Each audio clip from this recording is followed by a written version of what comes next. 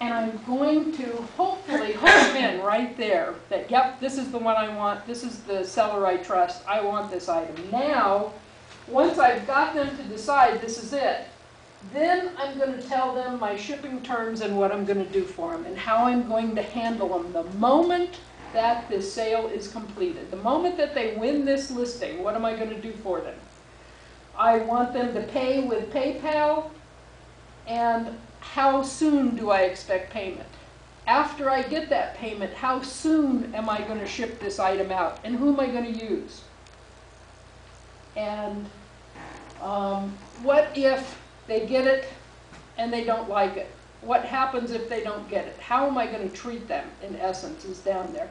And it doesn't have to be, you don't have to go on for paragraph after paragraph.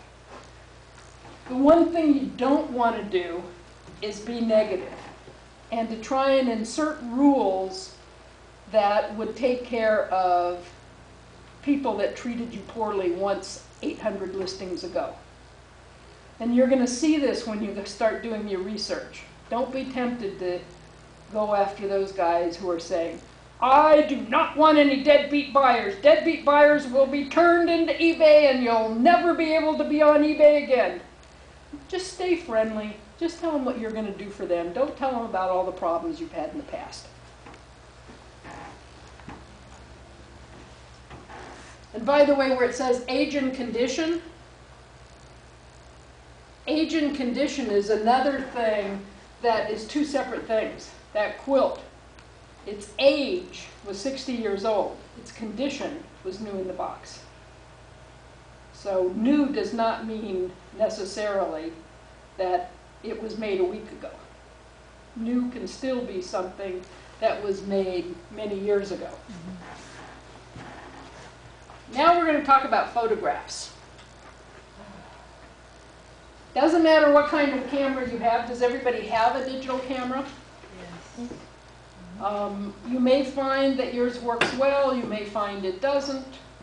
The biggest problem that we find with taking pictures for eBay is that it's lighting, and it's all about learning how to use your digital camera and the lighting.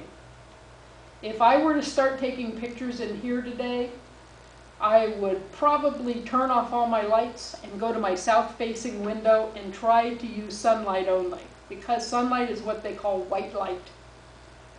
And even though our eyes know the difference and we know what color we're looking at under different conditions, the camera doesn't. So oftentimes you get a blue tone or a pink tone or a yellow tone on something, and that really reflects the kind of lighting that you're using on that. What you want is natural sunlight or something that's called full spectrum lighting. Those little bulbs are very expensive, but they make a difference in your pictures. I had to get the camera that Uncle Griff recommended with the up-close ability to shoot real tiny, tiny specks. It's got a macro setting on it. Yeah. What in the heck is that? Uncle Griff actually acquired this picture off of eBay. They did not go and take these pictures to show you bad examples. These were things that were readily found on eBay. So this is what your competition is doing all the time, taking bad pictures. So imagine how much more that's going to put it in your favor if you will take the extra time to take a good picture. And this poor little guy took a nice picture of this knick-knack, but he didn't learn how to crop his picture. So is he selling the carpeting, the walls, or the knick-knack? Yeah. You want to learn how to crop your photos. Background counts. Background counts big time. That's actually an antique yard sprinkler in the kid's crib. Now I'm going to feel pretty bad about putting a baby in this after I've had my antique sprinkler in there. Lead poisoning for sure. Hope they cleaned it out. Beware of taking pictures that are going to reflect. There's lots of things that are going to reflect them, and you want to make sure that you're getting the best picture. The easiest way to take a picture of a mirror is actually to set it on the floor and let a white ceiling be your reflection, because it doesn't, it just looks like a plain mirror that way. Oh, To stand okay. over it and click. Good, good. What you're going to need to take pictures, obviously you're going to need a pretty good camera. A tripod is highly recommended, because you're going to find out real quickly that your hand, especially after you start cropping photos, you're going to get more things out of focus than in focus when you accidentally wiggled and didn't pay attention to it. And even though you have some pretty good cameras sometimes you can go click, click, and one is white and one is blue. One is in focus, one is not in focus. What I end up doing is, no matter how I've set up my pictures, pictures are cheap, you can delete them really easy. So I take 2 or 3 of every single shot, and then if they all look the same, I just pick one. But if one looks better than the other 2, I'm obviously picking the best out of 3 every time I go to choose a photo for eBay, and then just delete whatever ones I don't use. If we're selling our camera, which one is a better picture? This one's a little bit out of focus, and you know what, when I'm selling a camera and somebody can't even take a focused picture of a camera, I'm starting to worry about that guy. That's funny.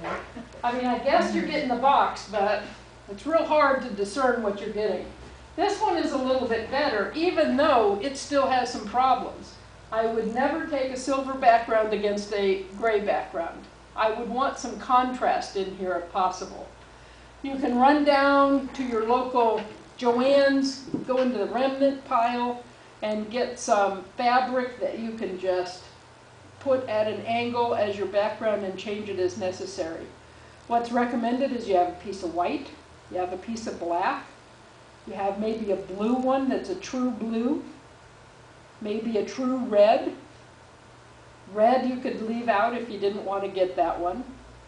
And that you have one called 30% gray. 30% gray means it's about the color of aluminum. Okay. It means that it's 70% white and 30% black. So it's more white than gray. And what you're using that gray for is when you're going to find out how many items you have that are white and black. You can't put black on black, you can't put white on white, so you put a black and white item on gray, it does pretty well. And a lot of times a black and white item on a blue color really pops out. And then I'm using my blue background as a highlight, and I didn't have to pay eBay for the highlight. So when I was looking through all the cameras earlier that we were looking at, nobody had a blue background. Nobody had a green background or a red background of the camera that they were taking. So maybe if I use a background color that pops, still enhancing, I'm not trying to take away from the item I'm selling, it still has to enhance it. But maybe that will act as a highlight just in my photo to attract people to mine over somebody else's on the search page.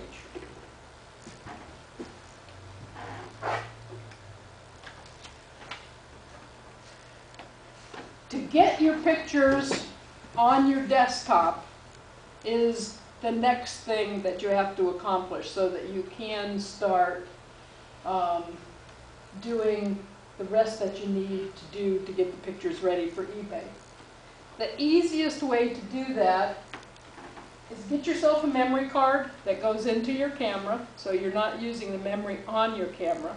And most of these come with varying amounts of sizes. You can put up to maybe a couple thousand pictures on one card on a big memory byte. Where do you get that card? You buy it on eBay.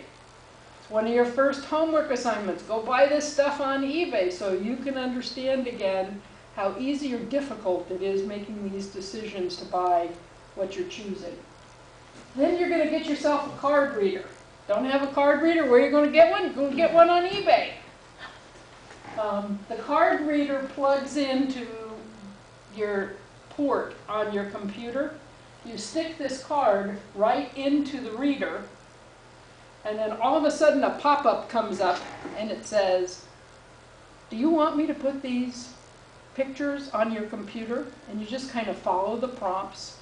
What I would recommend is that you set a folder up on your desktop that says eBay Photos. so that it's easy access to it when you need it to be able to download it into your eBay listing. And then after you've got your listing all done, then you can go back into the folder and delete all these off real easy. Don't keep them with your personal pictures and mess them. Just keep them in a nice little spot on your desktop, and you'll only keep them there as long as you need it to get your listing.